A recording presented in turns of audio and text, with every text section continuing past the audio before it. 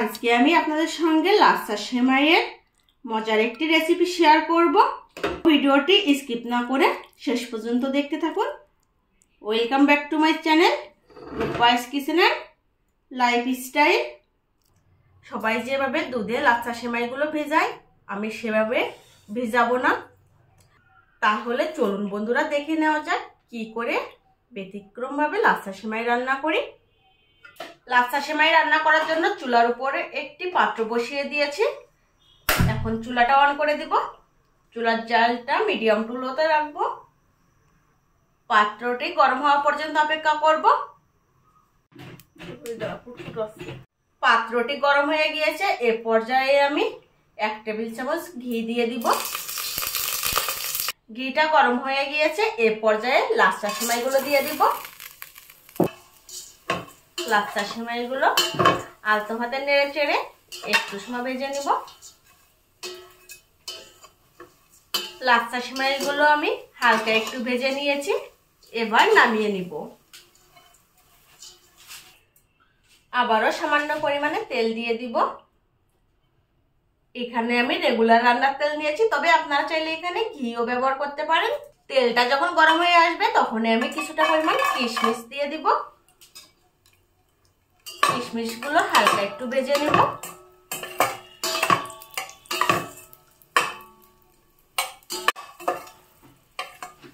দেখুন বন্ধুরা, কিশমিশগুলো ভেজে নেওয়া কমপ্লিট। এ পর্যায়ে আমি কিশমিশগুলো নামিয়ে নেব। একই তেলে আমি কিছুটা পরিমাণ চীনা বাদাম ভেজে নিব।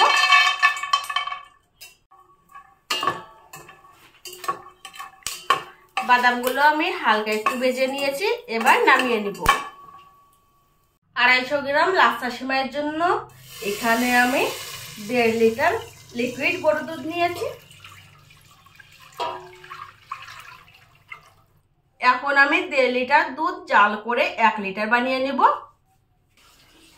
দুধে যখন বলক চলে আসবে তখন একটি তেজপাতা, 2 টুকরা দারচিনি আর 2টি এলাচ দিয়ে দেব। এলাচ 2টি এভাবে একটু ফাটিয়ে দিয়েছি।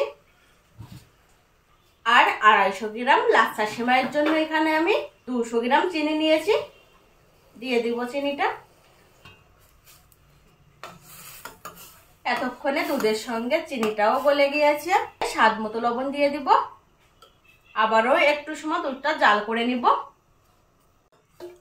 দুধটা আমি জাল করে অনেকটা ঘন করে নিয়েছি। এবার চুলাটা অফ করে দিব। আর এখানে আমি 1/4 কাপ গুঁড়া দুধ দিয়ে দিব। গুঁড়া দুধটা দিলে টেস্টটা বেশি ভালো আসবে। দুধের সঙ্গে গুঁড়া দুধটাও মিশিয়ে নিব। চুলাটা আবারও অন করে দিব।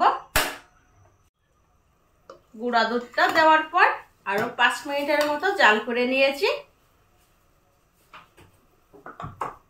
আর এই পর্যায়ে আগে থেকে ঘিয়ে ভেজে রাখা লাচ্ছা সেমাইগুলো দুধের ভিতর দিয়ে দিব।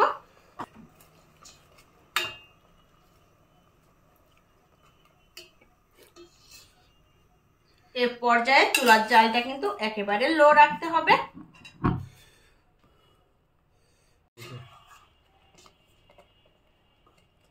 যেসব বন্ধুরা এখনো পর্যন্ত আমার চ্যানেলটি সাবস্ক্রাইব করেনি সেসব বন্ধুরা অবশ্যই চ্যানেলটি সাবস্ক্রাইব করে রাখুন। তাহলে নতুন কোনো ভিডিও আপলোড করার সঙ্গে সঙ্গে সবার আগে নোটিফিকেশন পেয়ে যাবেন।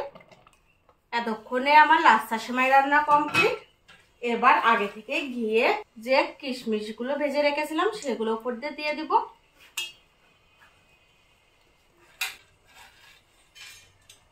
চীনা বাদামগুলোও দিয়ে দিব।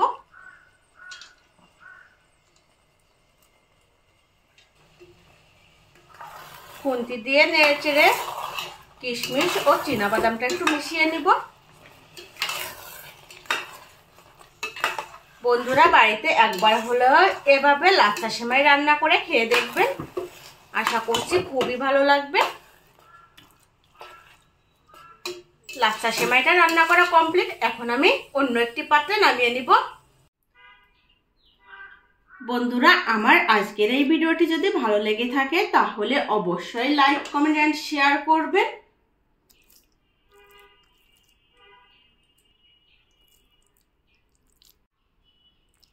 আমার আজকের ভিডিওটি এই পর্যন্তই। সকলে ভালো থাকবেন, সুস্থ থাকবেন এই কামনা করছি। ধন্যবাদ।